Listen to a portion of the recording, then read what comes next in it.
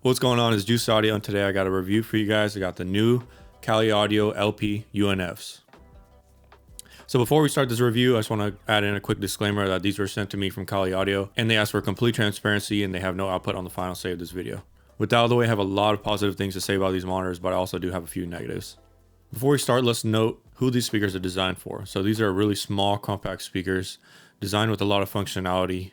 So these are designed for desktop mixing. So maybe people who have untreated rooms, a small space, want something for on the go, or just want something easy to use. So if you notice how these are named, they're going to be the LP-UNFs. What that UNF is going to stand for is ultra-nearfield. That's the term Kali Audio has been using lately on some of their other monitors that are meant for compact use, like the in-UNFs. So they're designed to be really close to your ears to eliminate how the room is influencing what you're hearing. The main specs that you need to know is that these cost $299 for both, and they're powered by a 160 watt Class D amplifier. The 1-inch tweeter is going to get 40 watts. The 4.5 high excursion woofer is going to get 40 watts as well. And they play to a max XPL of 103 dB, and they have a frequency response from 54 Hz to 23 kHz plus or minus 3 dB. So the first thing you need to know about these monitors is that they're super easy to use. You only need one USB-C cable and you're up and running, so there's no need for an audio interface.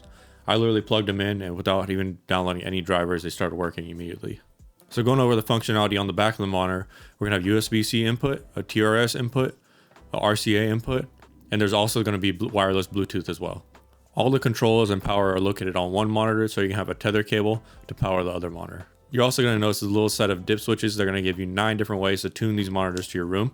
I really love the diagrams that they use on the back of these. It makes it super easy for some people, but I really wish they actually give you the EQ graph of what each switch is doing, because in my scenario in my room and using the stands that I'm using, the diagram didn't fit what I was hearing.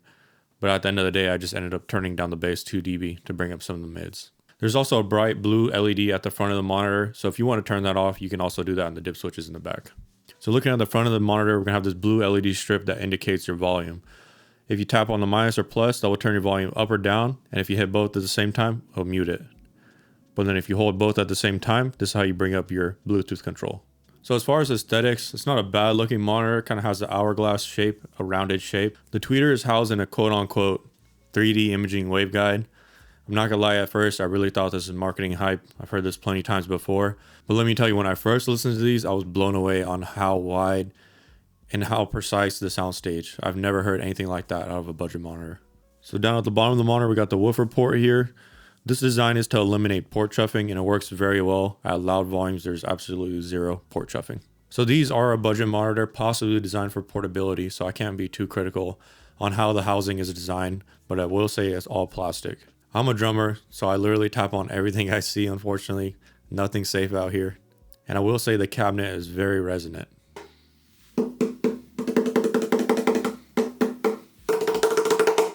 So how that could translate to what you hear, it could give you a bass or low mid boost depending on where you place these monitors.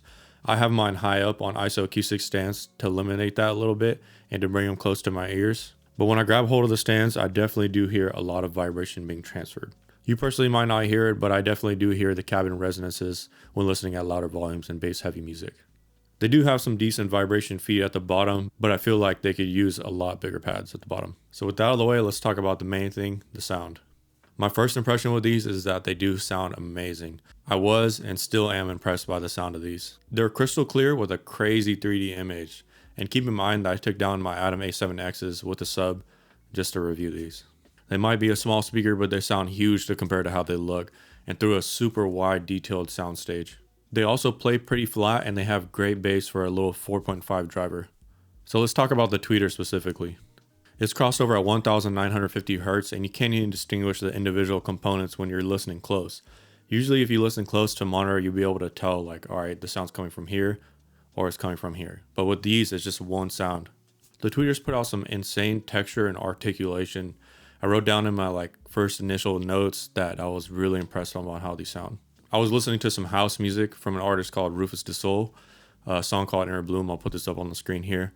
And he uses a lot of texture and soundscape in all of his house music. The way the tweeters tickled my ears when listening to this, I really knew that these were legit. To me, it sounds like these tweeters are properly amplified. They have a lot of micro details and controlled dynamics. And the waveguide on these gives you a crazy sweet spot But keep in mind, I have these in the best position that you can get out of these, high up to my ears on ISO acoustic stands. At first I had them low and I felt like I was missing out on some of the mids, but once I brought them up to my ear level, then I really heard what the cone was doing.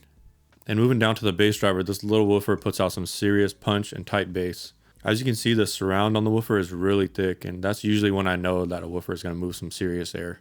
The bass for me in my room was surprisingly too much. I ended up turning them down 2 dB with the dip switches on the back. And the mids are really detailed. I definitely did feel like it needed a little more edge at first, but once I brought the bass down, it really evened out.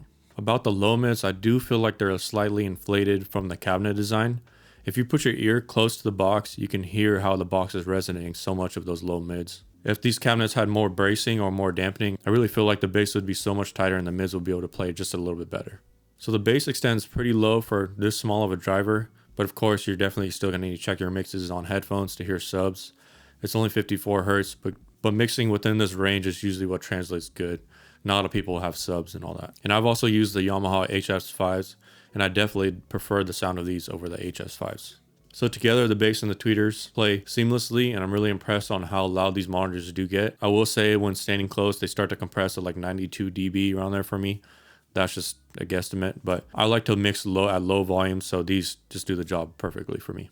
And also the digital input on the back that I've been using is actually a really good quality conversion. I feel like these offer that black background that sound just kind of leaps out of, and that's when you know it's a good conversion. The only one major complaint I have is that the tether cable is way too short. I think it's like 5 feet, but it's really hard to make your desk setup aesthetic when you have a wire hanging between the two speakers.